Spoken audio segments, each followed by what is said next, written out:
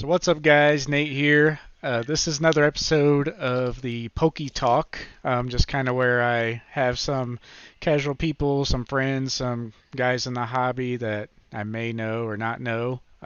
Basically, just a little avenue of kind of sharing their experience and what they're about in the hobby with you guys. So with me today, I have Phillip, aka PBJ Collectibles on Instagram. We actually know each other in real life through Pokemon in a way, and yeah, so we just kind of been heavy collecting here the last couple of years. He's kind of gotten back into it, but yeah, I'll let him kind of explain where he's came from. So, what's up, Philip?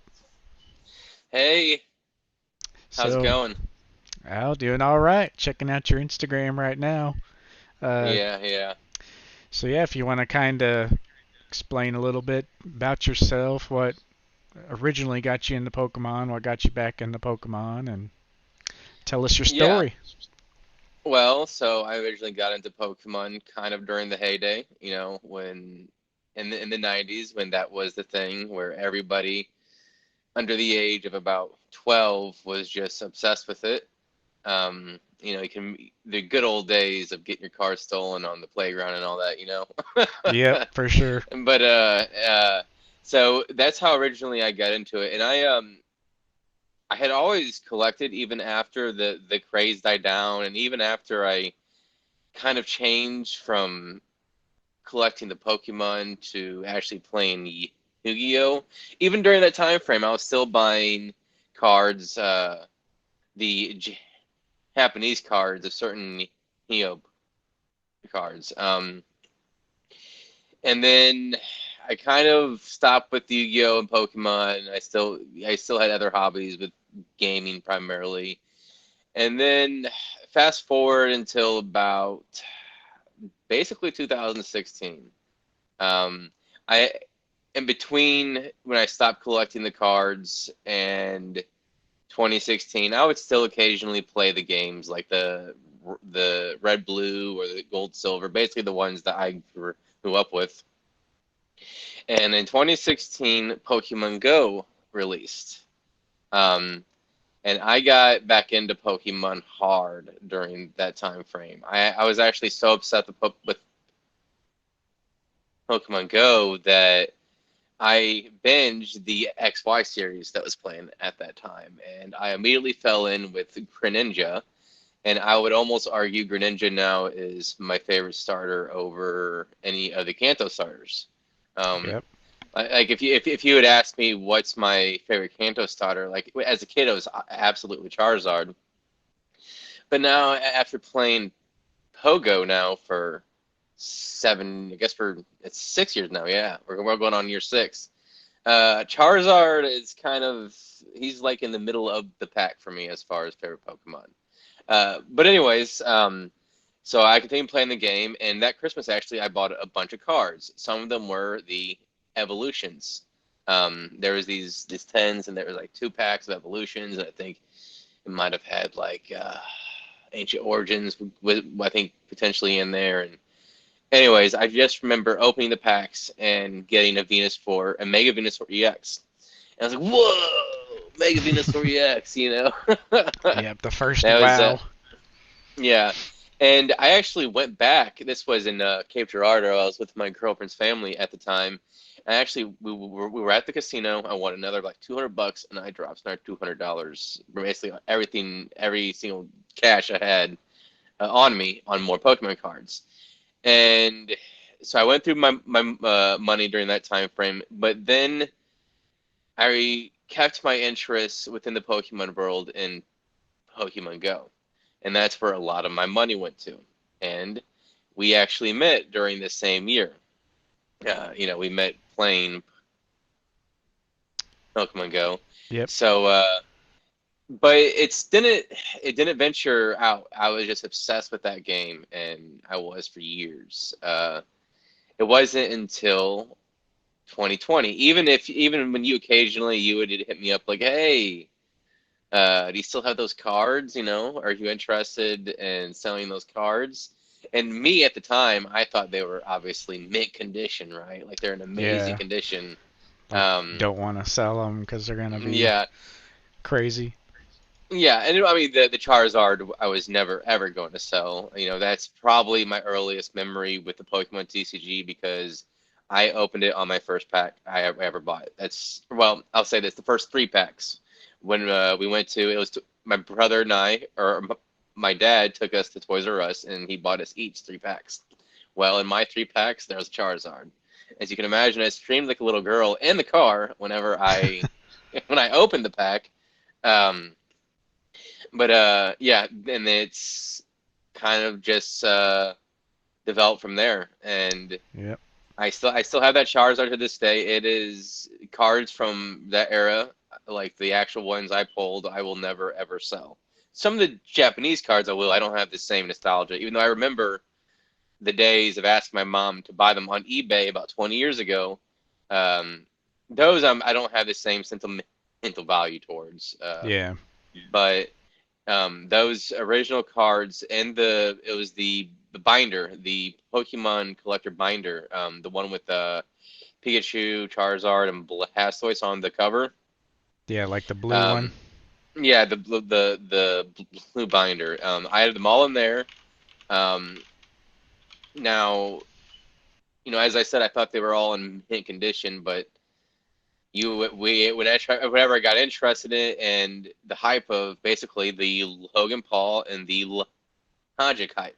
I believe it was actually hearing the news about Logic first before I heard about Logan Paul. It was that was right around the same time, but then I saw the kind of money. I mean, I'll be honest, what kind of first drew me back in. I did have a passion for Pokemon, obviously, Yeah. but hearing some of the figures being thrown around got me immediately interested again. And That's how a lot of people were. I mean, just the numbers got so crazy that, you know, a lot of people knew Pokemon was kind of taking off if they were somewhat involved, but I feel like there's a lot of people who had like side collections or was kind of collecting on the side and just didn't really pay attention until like, they see that number. Then they're like, oh shit, I gotta look into this, and then that's when the snowball happens. So, yeah, and it was a fun time period though. Like you and I started talking again after a little bit of a hiatus because you stopped playing Pokemon Go, so yeah. we didn't quite talk as much during this time period. But the moment I heard about the Logic card, you're one of the first ones that I messaged because you had messaged me like a year even prior to that about my card collection. Mm-hmm. And so I started kind of looking, and then you were kind of saying some of the things that would be interesting sets or cards to look at. Well, when I first jumped back in, I didn't just jump in. I belly flopped completely in, Yeah. and didn't do as much research. Usually, I like to pride myself on researching a lot of stuff. I didn't buy any fakes. That was not the case. But I did buy, what was it, like 5 booster boxes of Yeah. evolutions, I remember that something like that that. was like the first jump because you were telling me, I want to get back into it. I think this set is going to be crazy in the future, but you could tell you also wanted to like enjoy it. Yeah, And like I kept and I telling did you, enjoy it. yeah, I kept telling you and then some other people messaging me. I'm like, Evolutions is still cheap. It's one of the greatest sets because you get that satisfaction of base set, I feel like, even though there's extra stuff in there, but it's the perfect set for new people. And yeah, I think you opened all 5 boxes, didn't you? Yeah, I did. But I didn't buy it at $1,000 a box though. Yeah, you You got know, in uh, early. yeah, early-ish. They were my cost basis for all five because the hype was like I could see the hype building like through each. I was actually part of because I was buying the boxes. I was a part of the factor driving the price up. Um, but Yeah, and you kind of like you had someone to kind of guide you, like you were asking me. Yes, yes. And so I, like, even in my head, like, I should have listened to my own advice because I was like, he's got me and I'm telling him to do this. Like, how many millions of other people are going to be buying evolutions in the next 2 weeks? Yeah. And I remember they were like 200 a box or even a little less than that when you bought They them, weren't they? they were actually no, they were actually a little more. Oh, High cost basis for all five was around like 340. yeah. Um, so, but I had a hell of a time opening all of them. I'll tell you that. Uh, and I got some amazing pulls of with those.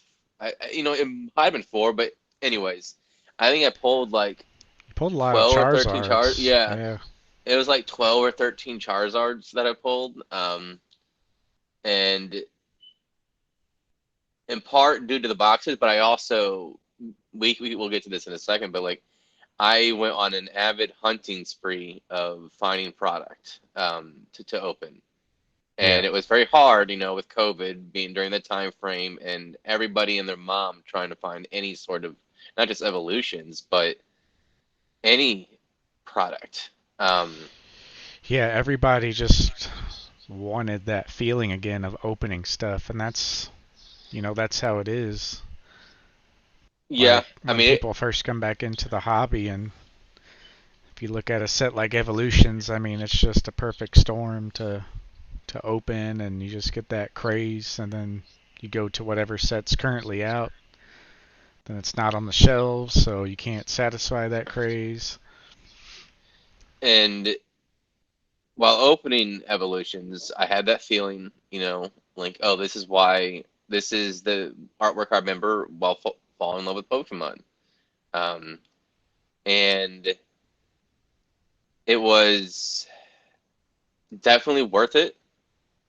I do not say it was not worth it in opening all those packs. Um, However, looking back, I do realize there were other avenues that I would have rather put my money in. Yeah. But at the time, it was like this compulsion, this need, almost like man, it was like in a frenzy. Like you just get sometimes you become so passionate about something, you just it becomes everything a part of your life. And Yeah. I I didn't do, like I said, I didn't do enough research into the overall history and the sets and then realize that there's other things I would actually be more interested in. Like, it was great opening all those packs, but through some of our discussions recently, obviously my tastes have begun to, I guess you can say, mature or develop or fine tune with what I'm currently collecting and what my goals are. Yeah. But during that time frame, yes, a lot of people did jump in around the same time frame, but I somehow beat the cutout by about 2 weeks, just enough time I was able to drive to a bunch of stores, including our own city and 30 in a smaller city about 30 minutes south, and I was able to clear everything out. Yeah. Um, and I got to even open some more evolutions. I think it was probably nearly 8 boxes of worth of packs or something like that, or close to that I opened with evolutions. But it wasn't just evolutions; it was also hidden fates. Yeah. It's like one kind of bled into the other, and the hidden fates was a lot more difficult to find than evolutions. I'll say that one. Yeah. Um, And I but knew like Evolutions was, the perfect set for you because I think I was mhm. trying to. I think I initially told you to, like open one box, maybe two, and hold the others because you were Yeah, thinking about the money and then also opening. So I was like, well, Evolution's gonna be like the perfect blend. So like, I think that's how you kind of got the head start. But yeah, like as you said, the frenzy just kicks in and everybody was feeling that. And then before you know, they're yeah. $1,000 a box. So Honestly, you mentioned earlier, like your guidance, your knowledge, that absolutely did play a role because, when I brought all the cards I had over to your place and we organized them all by sets, and then you would tell me like, oh, go to Poke Collector to see the all the sets and the entire history of Pokemon, both Japanese and English. Yeah. To see how things are go, and then Bulbapedia for here's the set symbols, and you read through comments and subreddits or even on other social media platforms, and you're like, okay, these people didn't even know where to start. I mean, because it's hard to find where to start. That was actually one of the barriers back in 2016. It wasn't just the finances at the time. It was which packs do I go for? Which set is a good set? Yeah. And I didn't know where to go to for that information, and I had nobody I could talk to. I didn't at that time.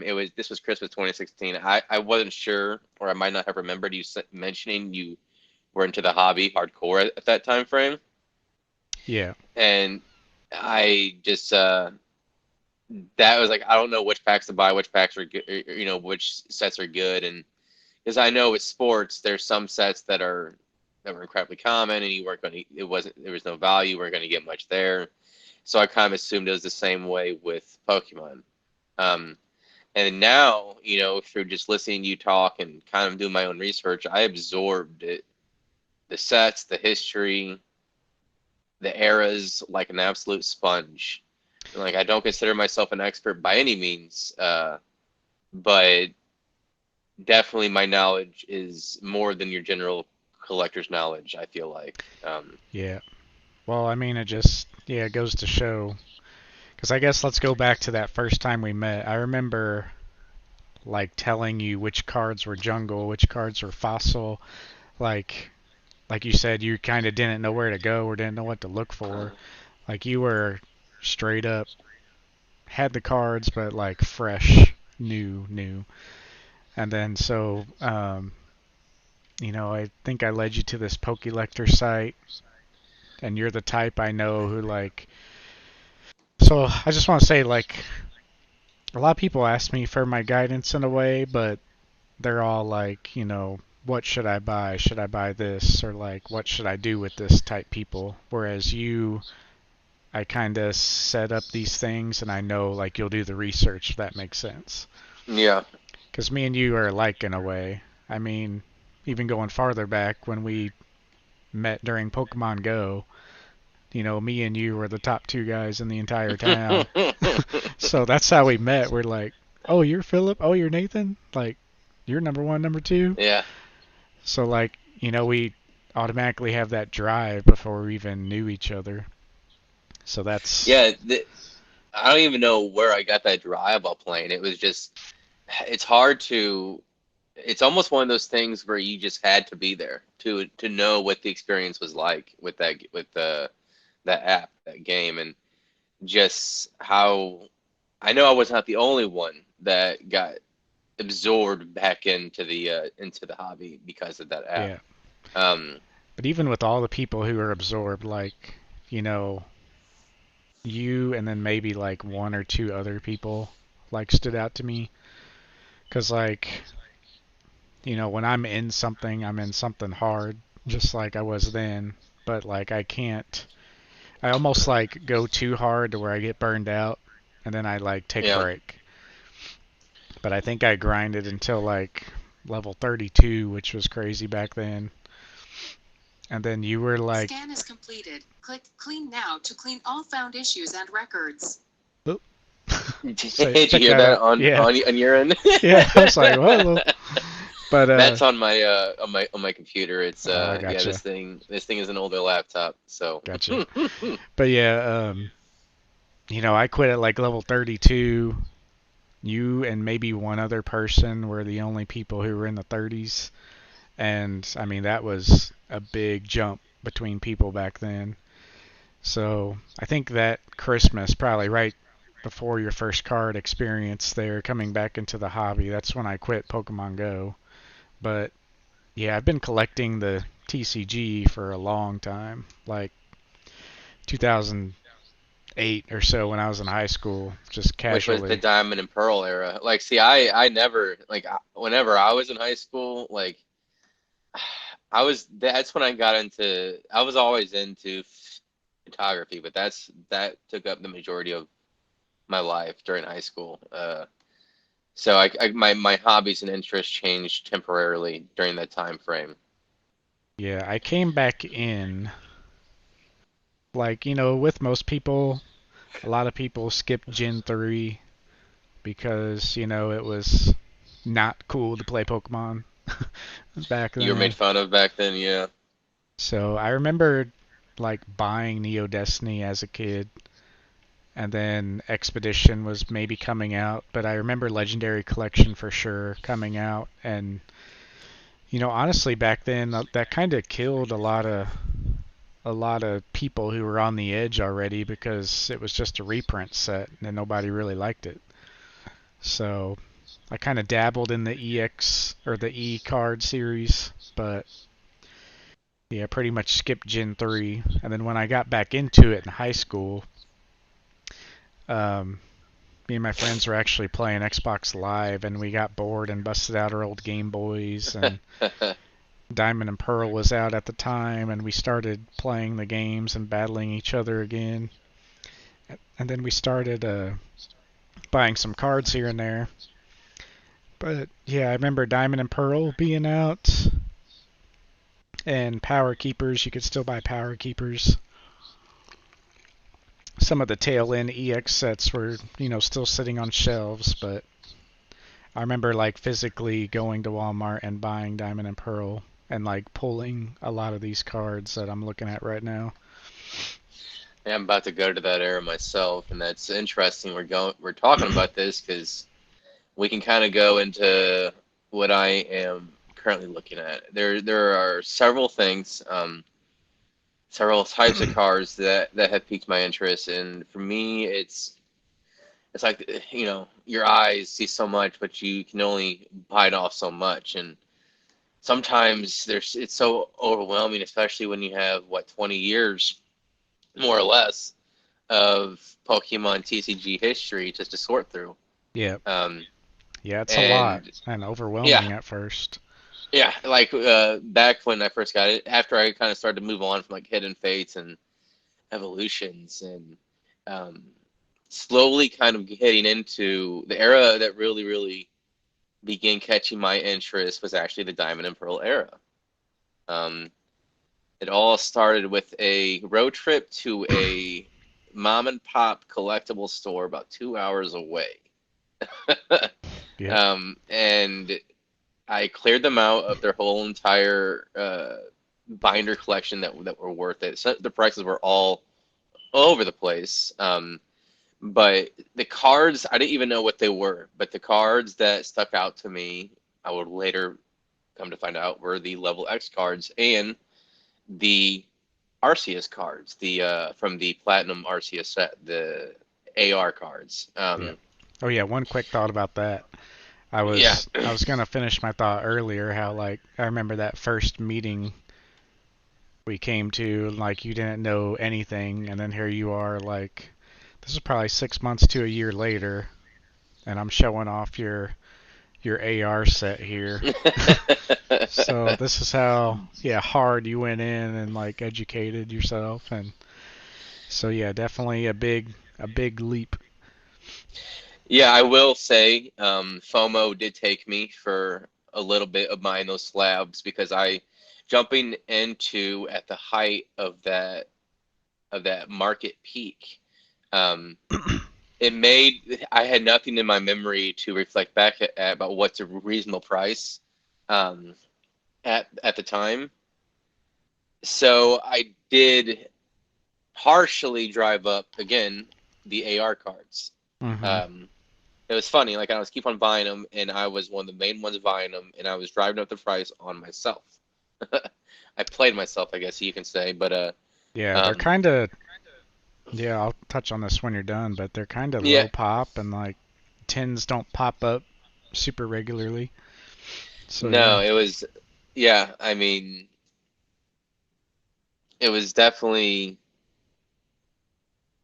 Oh man, I forgot my train of thought there for a second. Oh, you were The talking air about cards. how Oh talking yeah, it about was the AR cards and yeah, that's right. The AR price points. Yeah, they Right now, I believe the nines are around 100. Well, I bought some at 100, but then I bought some that kept on going up, and the FOMO kicked in.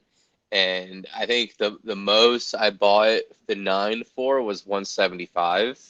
Mm-hmm. Um, and the AR5, which is the one in the middle, that one, uh, I think I bought that one ended up being for like 750 or something like that. Mm-hmm. And from the same seller, this was about 8 months after the fact. So this was just about last October. I bought the AR4, and the AR4 is notable because it has the least pop out of any of those. Yeah, the blue Um, one. hmm you can imagine that light background, probably hard to not have any scratches or anything on the surface. And honestly, that's like one of the best looking too. Like that Yeah, that might be my favorite.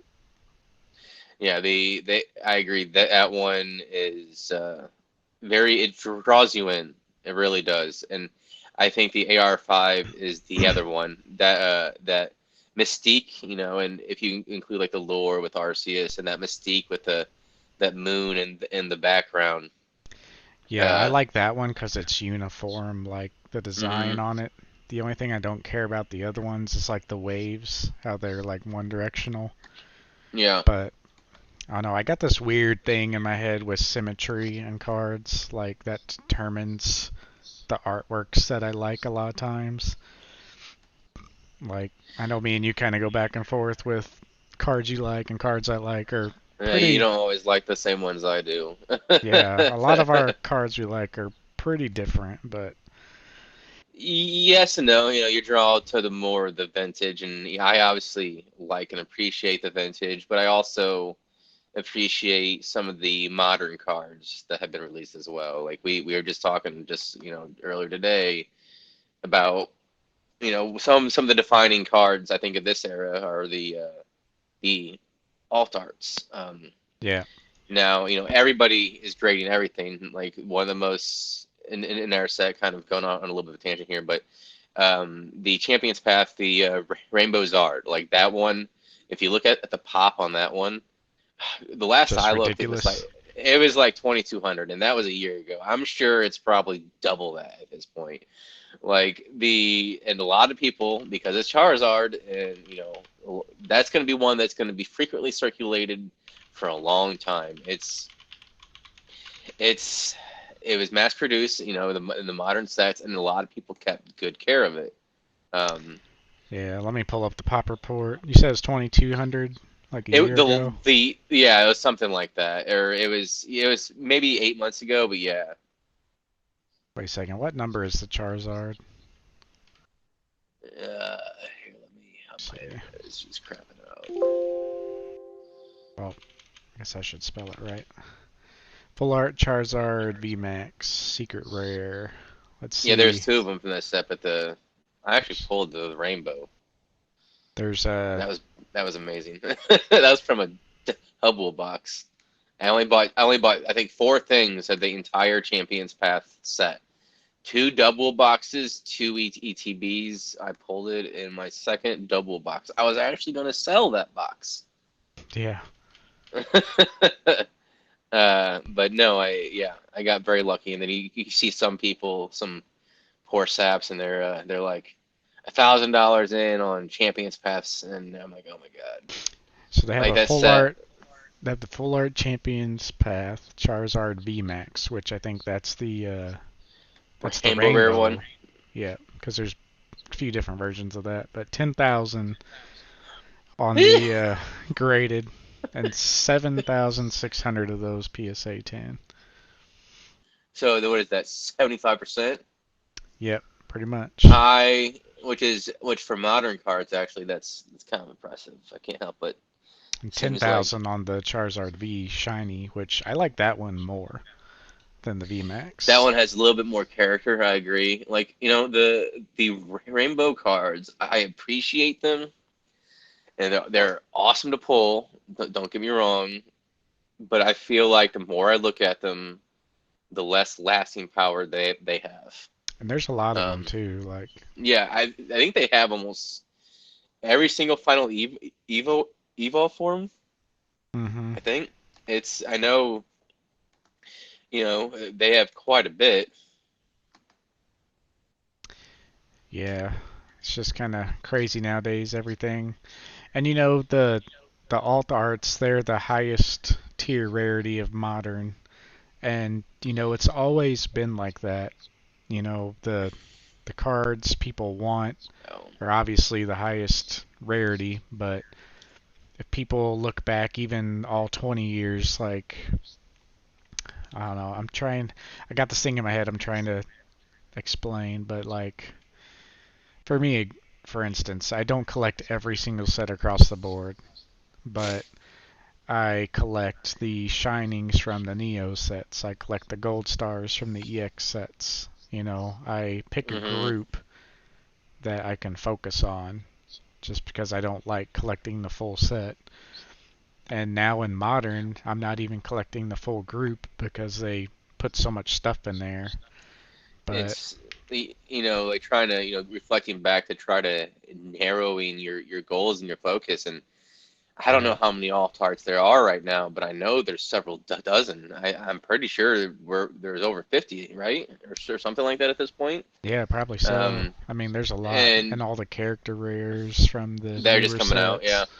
And some of the character rares are absolutely stunning, in my opinion. I'm on Trophy Collector right now, and the first one that pops up is the Zekrom Trainer rare, and that one just absolutely gorgeous. But Is that the you know, with the in writing on the back? yep, Yeah. mm-hmm, that one. And there are when you think of certain eras and there's certain cards that you want to collect, and for me, I can't help but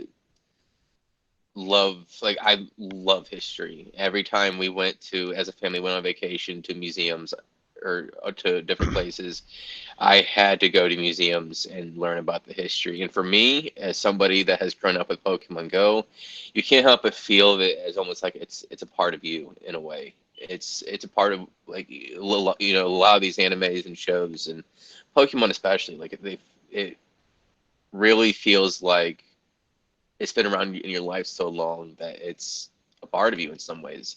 Yeah. And with that sentiment in mind, it's just, for me, I would love to collect the eras. And one of the eras that I'm really drawn to, going back to that one, visiting that one shop, is the Level X era, Hmm. and which is the Diamond and Pearl era.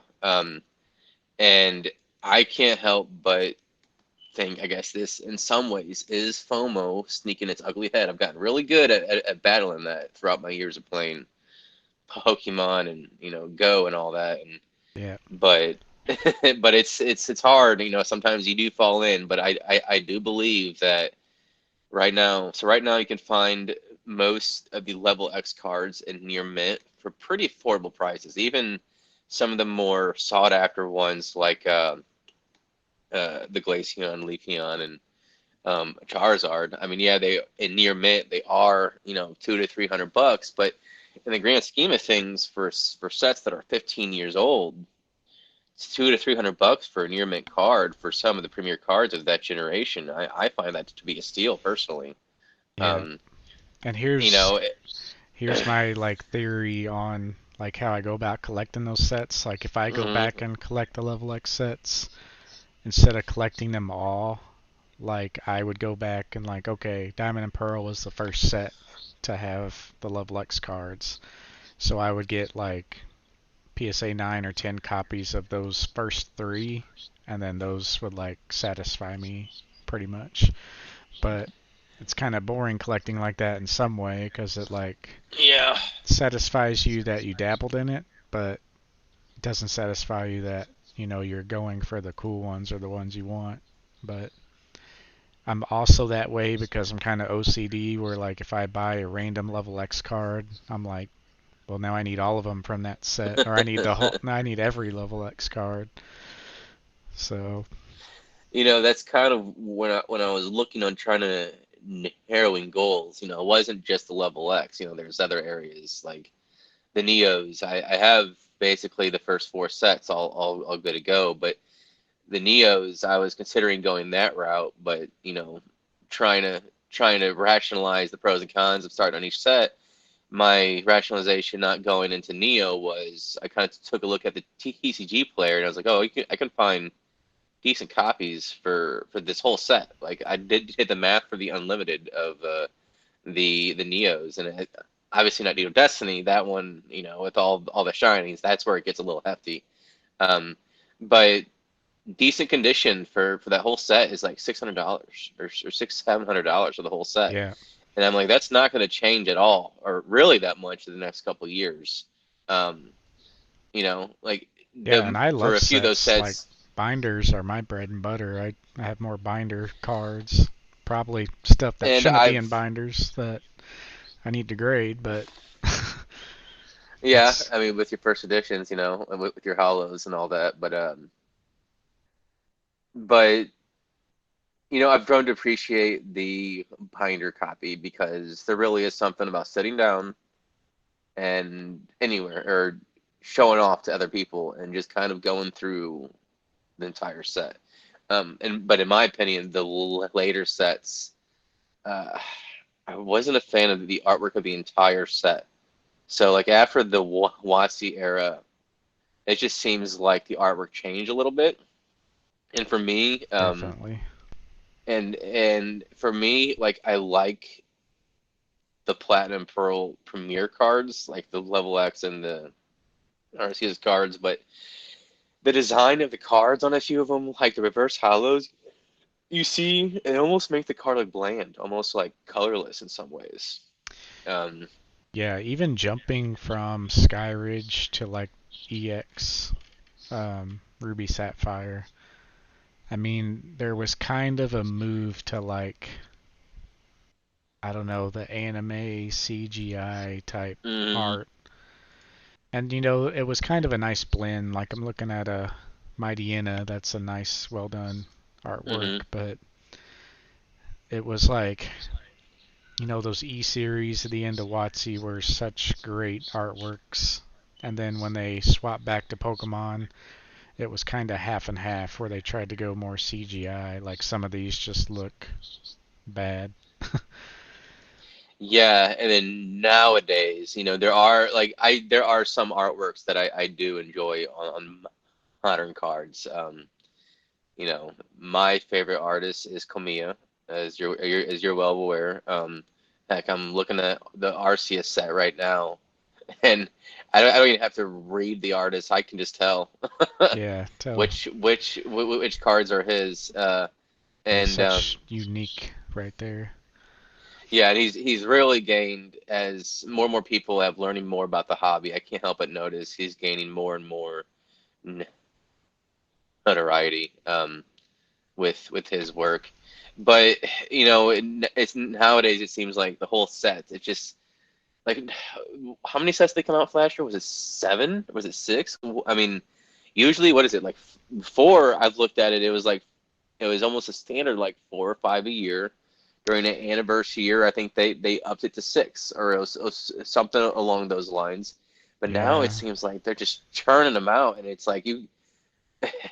Well, and it I mean, you got also, the chase cards, but I think it also feels like that because there's so much emphasis on the Japanese now. Like, yeah, it used to be like every 3 months, like the third month, there's a new set, and then that was hmm pretty much it. You know, back in the day, coming back in on the Diamond and Pearl sets, that's all it was. And then, yeah, moving into Platinum, even Heart Gold, Soul Silver, it wasn't until Black and White where they started kind of doing a little more.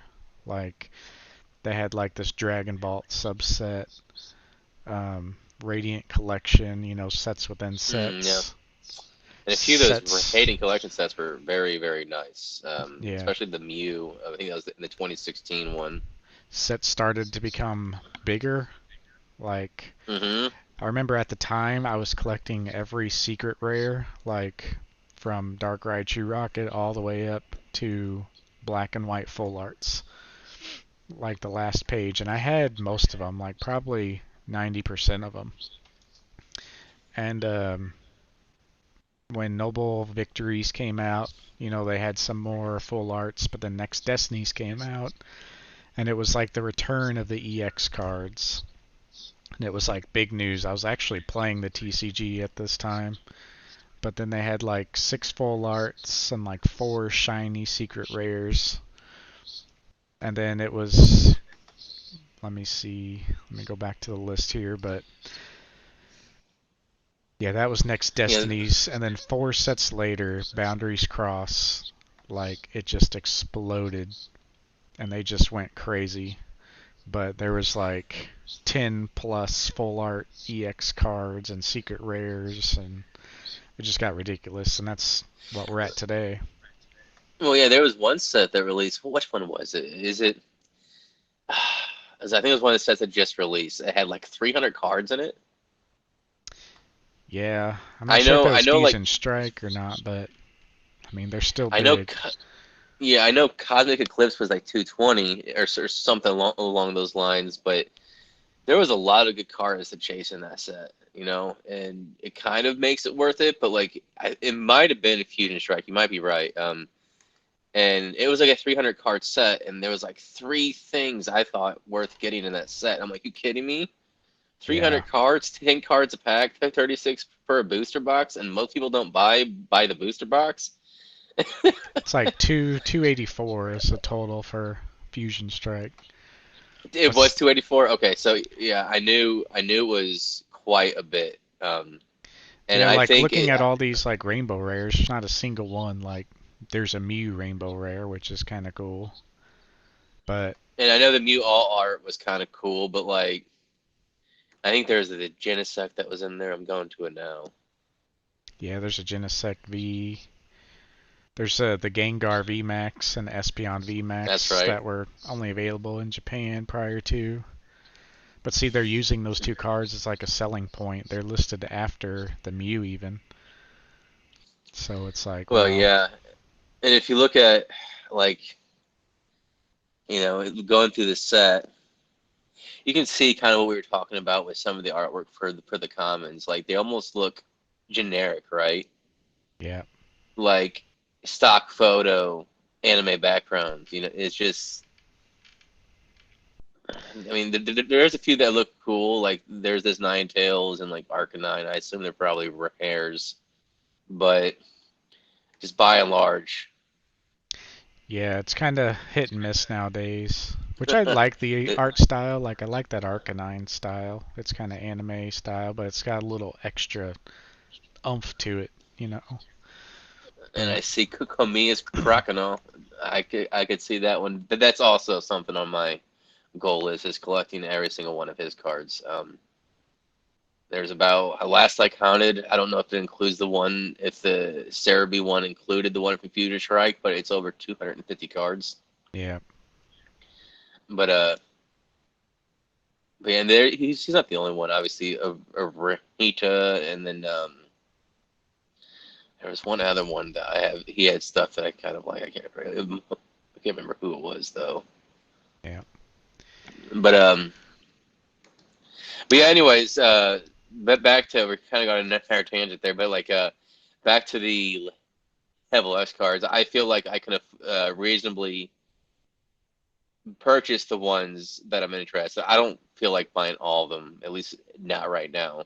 Yeah. So I'm narrowing my focus on the Pokemon that I like the most, and most of them are from my time playing Pokemon Go. It was actually because of that app I learned Gen 3, 4, 5, 3, 4, and 5 I learned from Pokemon. Yeah. And in 6 I learned from the Pokemon show when I mentioned the XY first started watching it. Mhm. Then 7 and 8 I still don't know too much as far as Pokemon, but I'll get there eventually. I know 6 Yeah. is 6 all the megas and all that, but yeah. Say those are like even the Diamond and Pearl era, that's what I came back to. And like some of those sets, like TCG and game wise, are like some of the most nostalgic for me now. Because, of course, I played the originals back in the day, but I've opened so many of those packs. I played those games so many times. I've watched people open those packs so many times. Like, I don't know. I just love Diamond and Pearl now. I remember buying a booster box of Legends Awaken, which was one of the last Diamond and Pearl sets. Mm-hmm. And I was like looking up that booster box because I really wanted to open one again, and they're like $3,000 now. I was about to say, I think the Arceus one is around there for is around 3,000 for what I saw, Yeah. and and those cards, those level X ones, they're just in addition to my like this fascination I have with history and wanting to collect the arrows. It's just there's something unique about them. And I mean, hell, they're paying a little bit of homage to those cards with this Brilliant Stars set that's coming out. Yeah. Um, with various degrees of success, I guess we can say, because they have adopted more almost anime style. hmm And I was going through the same thing you were in the Diamond and Pearl era. Like, I just wanted to open a lot. And, I came back when Diamond and Pearl was starting. I remember Secret Wonders was like the first set that I really started getting into it again, like where I would buy packs consistently. Hmm. And I remember pulling a Gardevoir level X. That was my first level X card, my first like big hit coming back into it. And then 2 sets later, by Legends Awaken, I was buying booster boxes. And I know I bought a booster box, a Legends Awaken, Stormfront, um, and I think Platinum, Rising Rivals. And like, yeah, at that point I was just like buying booster boxes just to open and complete the sets, because I completed a lot of these sets too. So that, I mean, I don't know, they're just so nostalgic for me now. And they're the chase cards, the era after the gold stars and the gold. A lot of the gold stars I do love. However, they are a little bit out of my price range.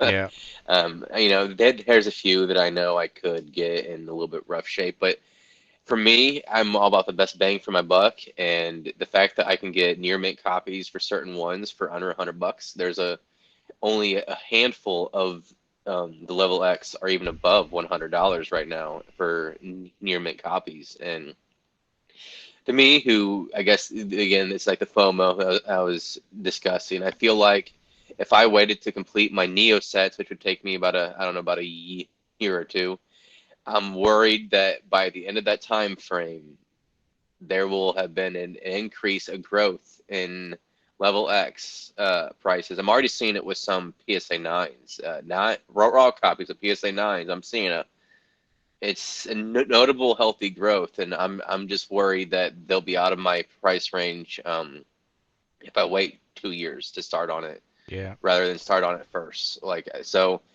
I'm trying to make the best decision with my finances and my goals with everything, and there's other areas that I really love, like this Southern Islands, the whole set, and yeah. There's just so much to go after. yeah. I'm looking at So the EX Fire Red Leaf Green because I was just thinking, like I don't really have any connection to the EX era because a lot of people don't. It's also why the cards are some of the most sought after now because they're just so rare. They didn't print a lot because demand was pretty low. But I wouldn't mind going back and buying the Charizard EX. And they have like a Charizard Blastoise Venusaur EX in that set. And they you also know have the that three birds in that set, which is like a shard glass hollow that you never really saw very much. that was the black and white era, right? No, it was Gen 3. Oh, okay. Yeah, they made a. Oh, you're talking about. Okay, I see which card you're talking about. I thought you were talking about the was it the EX series, the one? Yeah, they had like Fire Red Leaf Green when those games came out. Mm-hmm. They had a set which was basically like the evolutions of back then. It was like all Gen 1. but it was all done in the new art style, like the EX style.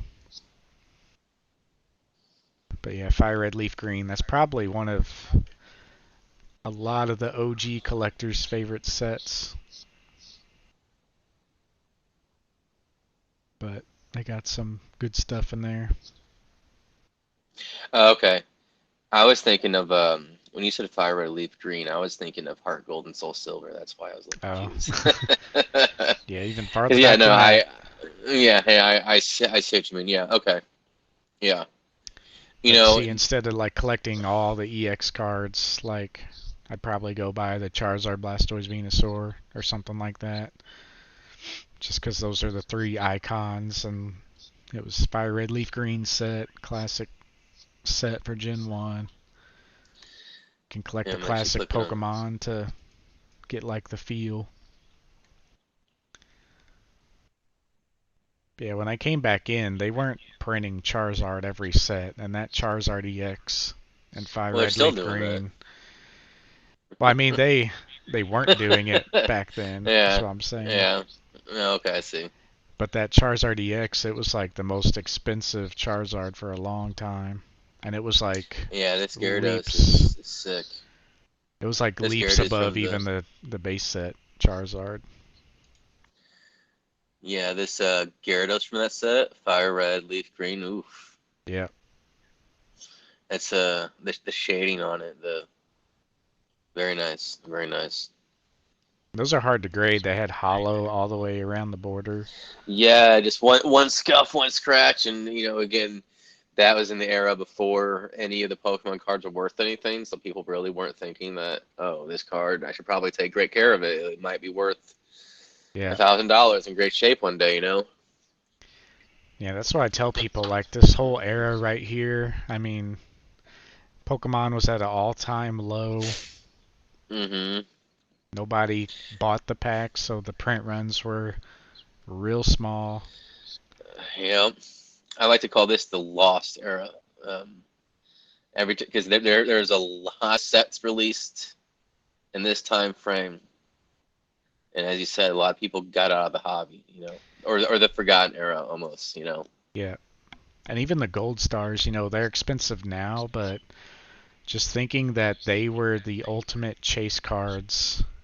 I mean, they got so much stuff going for them. I just don't think people are as nostalgic for that era or for those cards because, they were printed in the EX era, the least printed era of all time, the least demand we saw in Pokemon of all time.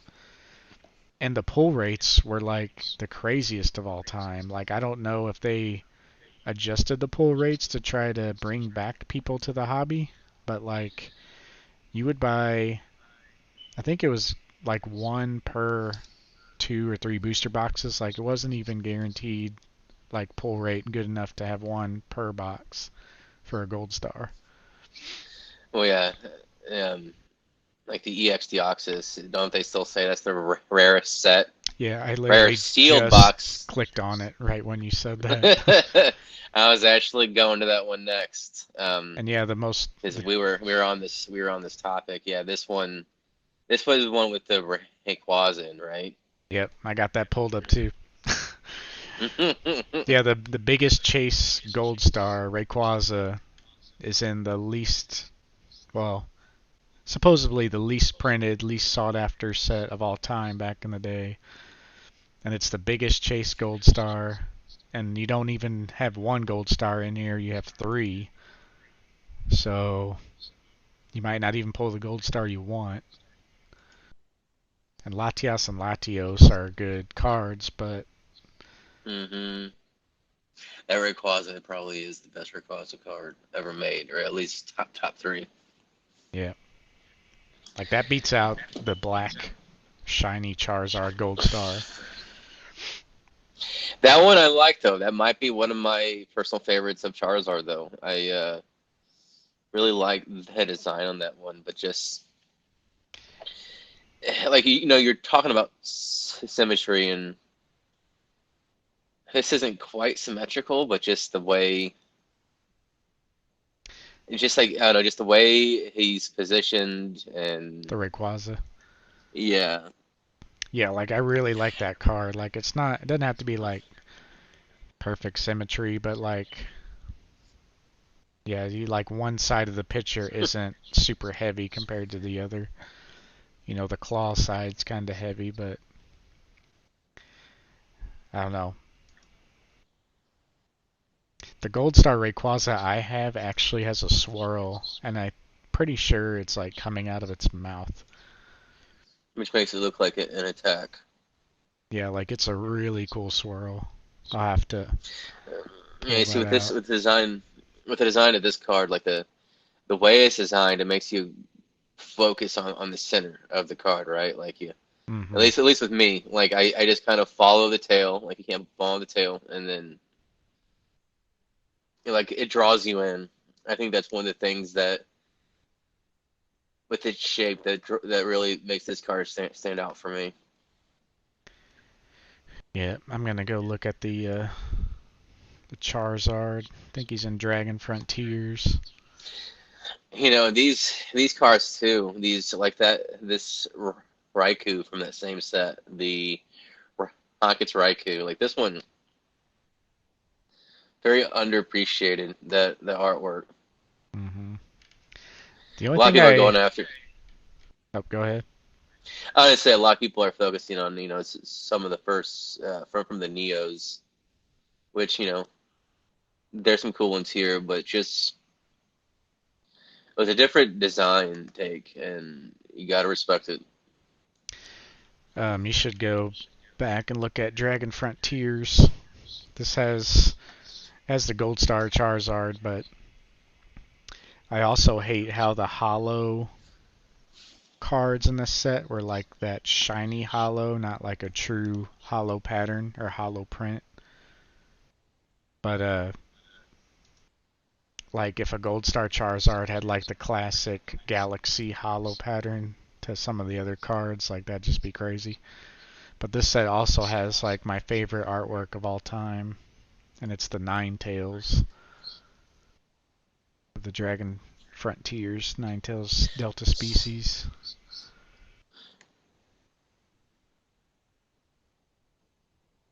Yeah, see, that Charizard I love. Like it makes it look like some sort of Castlevania, Hmm. like something almost out of like Castlevania, Yeah, and it's a dark like some sort type, of so the demonic. whole card is Yeah, black. Like that's the biggest point to me is like it's a dark type. Like if that Rayquaza was black and like a dark type, that'd be insane. yeah, I'm going to that Ninetales. Yeah, that's might be my favorite Charizard card right there. And of course, you see, you look at the price, like, oh, 2,500 from Troll or from TCG Player, 26 or 2,700 from Troll and Toad, and it's like, Yeah. yeah, it's a little bit out of my price range. Maybe if I sold a few things, but it's I don't want it that much. Yep. I have yours to look at from time to time. Yeah. When you show the photos, so that's close enough for me. Like and we have another friend that also has more of a. He doesn't have the first editions, but he has more of a complete set than I think you or I do at this point from the Hotsy era. But Oh yeah. that's one of those things where it's like cars either you're not quite like you're interested in, but you don't know if you want to invest in as far as like going after a collection or not. But sometimes living vicariously works the same too. Yep. I'm like that with the trophy cards. Like I do not Yeah. want to own, have no Mm, like because for me it's more about enjoyment. Like yeah, I could probably sell everything and get into trophies pretty heavily and even flip trophies or solidify, be more liquid in that all my values in one item to sell rather than thousands of items. But yeah. there's no enjoyment in that. Like, It's it's all not, about the money at that point. yeah, it's like, sure, like, I'd buy one if I was rich, but, like, looking at one card isn't that special. And they have, like, no nostalgic value. No. Yeah, I saw one on eBay. It was a PSA 7 just from 20, I think it was 2015, and I haven't looked at the sold what are on the sold listings, but I mean that one the guy was wanting 75,000 for it. Yeah, And I mean I understand the rarity. I understand why going after them because these sets are like one of 20 or sometimes one of one. yeah, Um, and you want to be able to say you have that card, and I totally get it. It's just like a lot of these players they won it, while they won the championship, and I just feel like I don't think I could ever enjoy that card as much. I know. Like, I'm sure, like, part of it would change if we actually had one, but, like, If I, we had like seven figures in income or six figures in income or whatever, yeah, sure, but but it's like if I had that card, I would just think of, like, I could sell that one card and pretty much, like, complete so much stuff of my other goals and be happier, you know? yeah, with that money you can get every single era Yeah, and just like probably binder from in near collections. mint, yeah, in near mint condition for that price. And for me, I would think it's greater at that point. The sum is greater than this sum of its parts having all that collections. Yeah, it'd take up a little bit of space with Yeah, binders or whatever, but I mean it'd be worth it. Like you would have an anthology of just like a whole library of the yeah. history of Pokemon. It'd be cool to just, yeah, have all the sets, but yeah, nowadays, even if, especially if you collect all the variants, like a set won't even fit in one binder. Like, 300 cards. I see. Well, that's you would have to make a cutoff personally. Like I would not be interested in most of the modern sets. It's more most of the modern sets. I guess from the Sword and Shield era, and let's see. No, see, Sun and Moon is just kick it out of the park. I mean, you go through Sun and Moon, Cosmic Eclipse, Hidden Fates, Team Up, Unbroken Bonds. Even Unified Minds had a few good cards with the Mewtwo. Celestial Storm. Those are kind of some of them are a little bit like chase cards in some ways, but Shiny Legends was another good one. Like the Sun and Moon's yeah, era. That's if you're trying to find a place to collect and you want to do it for cheap, that's not all those cards are cheap, obviously, but yeah. some of the It's key cards from that era you could get for affordable prices right now, and and and all the Japanese promos, like they just really stepped up their game with the promos during the Sun and Moon era, and a lot of those yeah. aren't super expensive. Start messing with the 20th anniversary stuff, and Oh yeah, it the starts one with the changing. But Pikachu. yeah, but for the most part, like the little promos are pretty affordable. And, this is an era like I can't help but think when we're talking about eras here. Um, uh, I'm looking at the Sun Moon promos, but the XY era with the it was the I'm struggling to think of the name right now, but the they had multiple Pokemon. It was like the EX Full Art era. Hmm. You probably know which one you're talking about. The one where I have the Alakazam and the Umbreon and Lugia, the all in one. Yeah, Those I think there's eight of them. One has Mewtwo on it. Um, I can't remember all the design on one of them, but talking about eras, those are cards I will have to have one day from that era. I feel like they're some of the crown jewels, if you will. yeah, And yeah, here's all the promos now. yeah. I'm scanning through the promos, just a lot of good stuff. Yeah, the I actually have all the Ash's Pikachu. I don't know what it was about those, but from the I Choose You movie, I just had to have all of those. Yeah, They're yeah. just This like Umbreon Pikachu, Darkrai, so good. Shining Celebi. Yeah, the Espeon and Deoxys. Yeah, I had the Ho-Oh GX and the Necrozama. They were those were intense. Well, is But there that was a, anything else you wanted to touch on here? We're already at an hour for the. that's pretty. Are you doing anything not TCG related? Like, are you doing anything As in Pokemon? as far as collecting. Collecting or games? Like, you playing any games? I did see on the. Oh, yeah, I'm playing the Arceus game, the Legends of Arceus. I highly recommend you get in on that. Uh, I might be the best. I'm not going to be so bold and say it's the best Pokemon game of all time, but it's probably the most refreshing Pokemon game of all time. And I've sank quite a few hours into it already. I haven't played today or yesterday. I was too busy with other stuff. But Yeah. no, I mean I can't remember the last time I was able to literally sit down for 6 hours and play a game. And I did that with this game. Yeah, and uh, a lot of people were complaining about like how empty the world is and stuff like that, but like to eh, me, this is like the stepping stone of like where Pokemon games could go. Like if they can elaborate on this, like I don't know, it seems like they really got a nice foundation for Pokemon games to come.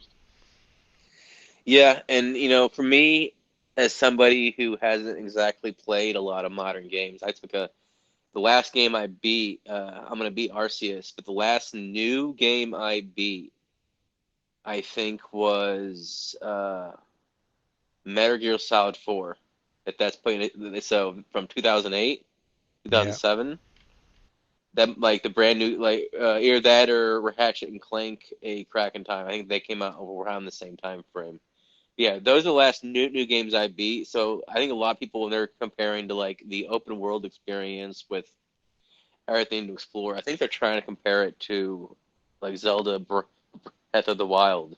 Yeah. And I haven't played that game, but if you look at like the best games ever made, it's the only one that would be on the list that has been released in the last 5 or 6 years, if that says anything Mhm. about its importance and relevance. And I think a lot of people are making that comparison, and they're trying to compare it. Like if you compare it to like the best of the best, it might come up short with what you're wanting. Yeah. But for me, as a Pokemon fan, it has a lot of what I always wanted in a Pokemon game. Yeah. And it's got Uh, like the similar style, so like people kind of automatically go there, but you know, my biggest complaint is that I feel like sometimes they don't put enough effort into Pokemon because, you People know know, they'll buy it. yeah, it's gonna sell either way. But Yeah. yeah, they could really put some more effort and knock it out of the park.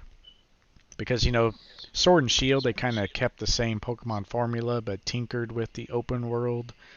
And now this is like their test to do the open world but totally different take on Pokemon. So I bet the next mainline games we kind of see a hybrid between Sword and Shield and Arceus to make the Yeah, next gen games. I agree. And then my guess is they'll continue this line about exploring it, like the history of that region. I wouldn't be surprised if they use that in between, like their platform games like Zelda and Pokemon, or their mainstream line games. They're Yeah. probably going to release variants of different generations. And my guess is, don't be surprised, within the next 5 years, we also see a Kanto-like game of the Legends of Arceus. Yeah. Yeah, and they It might makes just keep sense. going playing the safe method, like, still sticking with the mainline games, not changing too much. And then in between, have their more experimental stuff, like the Let's Go games or the Arceus games. And then, of course, the remakes scattered in there. And So, like with Sword and Shield, it was I played it. I didn't beat it. Um, it was okay. The story I thought was actually intriguing. That's what kept me going throughout when I did play. But the game was entirely easy. Yeah. Like it was the you never have to change out your Pokemon ever. There's Yeah. no strategy to it because I kind of with my history of Pokemon games I played before, I always knew you had to grind up your level a little bit to be able to beat the gym leaders and not have any issues. Well, I took the same strategy and I'm just one shotting these gym leaders. And Yeah. it's just like, okay, come on. This is way too easy and They've almost I'm went not backwards in their progression. yeah. Like even Gen 1 all the way up through even X and Y, which I'm actually playing right now because I'm kind of completing a living Pokédex on Pokébank. Yeah. But even up to those games, like, I mean, there was not much hand holding. There was a little bit of talking, but I mean, when Sun and Moon came out, the biggest criticism for those games or how much hand holding there was in the beginning, especially. But it was just cancerous having to sit and watch through all those cutscenes. And I I see that Arceus has that a little bit, but it's kind of justified being like a new type of game. And of course, they're gearing towards all the little kids because that's their main focus. But Because they want to keep on having these people. Yeah, and I understand that, but I feel like you can make at this point Pokemon is beloved by all generations, not just little kids. And I understand with the new generation, you want to grab a hold that of the new crop of kids yeah, to become fans for life. And I get that, but you don't have to have a game so easy that a 4-year old can beat it, you know? yeah. You don't Or have to they have just it. have to like get their shit together and realize that they need to put in a little more effort in these Pokemon games. And you could have a full tutorial, you could have a minimal tutorial where it's like an option to where like they just basically tell you, here's how you do this. Not like, here, let's go walk in the grass and try to catch this Pokemon, you know? Yeah, there is quite like there is a little bit of the intro with the Arceus game um, about learning all the mechanics, but I find the difficulty level with that game to be perfect. Yeah, It's not like there are some major flaws with the first generation of games in terms of its complexity. Like, oh, you just went through the hardest cave, or you just went through a hard cave. Fight me, or yeah, fight your rival, and you can't heal. It's like, oh, you're dealing with one Pokemon that's alive, and you got no revive. It's like great. yeah, uh, but that was I mean, we had to obviously accommodate, to beat the game, and you had to grind up your team a little bit, but yeah, it was still manageable. Like that was great that they fixed it. But this Arceus game, from what I saw, is the highest rated Pokemon game I believe since the Black White era yeah. Yeah, I'm by gonna the by the fans, not by critics, but by the fans. Yeah, I'm gonna be jumping on board here soon. That's kind of why it's got me in this mode of completing my living decks on all my handheld games. Like it's been a goal of mine for a long time. I sat down and made a list last week and I was like, okay, I need to just finish this and then I'll go through and I'll play all the new game and enjoy it that way, not having this living decks thing loom over me anymore. But Yeah, well, in yeah, Arceus, you can only have like a quarter of the Pokemon at first. I'm sure they'll get their money through digital yeah, upgrades. I don't really care enough to pay for that sort of stuff. But it's for me, completing the decks has never been like a grinding OCD thing for me. Like I don't think I think it was one time I ever completed the red and blue era decks. yeah. I get I into a lot of the battling at the end and like breeding perfect IV Pokemon for like online battling and shiny hunting. So like it's good for that because you can get some items that help you find shiny Pokemon and all okay, that. But that's yeah. kind So of like my main after focus. like I played the first two gens, and then I played Sword and Shield in this new game. But the games in between then never played. Like the Diamond and Pearl, I played a little bit, and like I don't know what it was. I don't know if it was the chibi style or not, but Yeah. I don't know. It's It was kind of, just something that didn't really. Maybe a little bit later, I'll go back and play it because the last couple months, as you know, I've been kind of going hard with collecting retro games yeah. as That's well. one thing that kind of got me in the lull of like the games is like the recent style, but yeah, I'll go back and check it out eventually, but well, it's about a hour and 16 minutes or so for us. Should we Yeah. end her there? Maybe Yep. do a part I 2 down say, the road? yeah, I say potentially do a part two, maybe even like the end of the year or something, or next year or something. Yeah. When we kind of show like where we went with my collection goals. You know, I mentioned a few with the Kamiya, the Level X, and whatnot. I think it's possible I could get the brunt of the collection by this time next year, but we'll see. Yeah. Well, guys, I guess we'll wrap it up there. So check out Phillip. He's PBJ Collectibles on Instagram. He's got some stuff for sale that I've kind of showed here. Send him a message, and yep, we'll have him on again in the future. All right, So, thanks for having me. I appreciate it. yep, no problem. All right, we'll see you. See you later. I'll Peace. I'll talk to you later. Bye.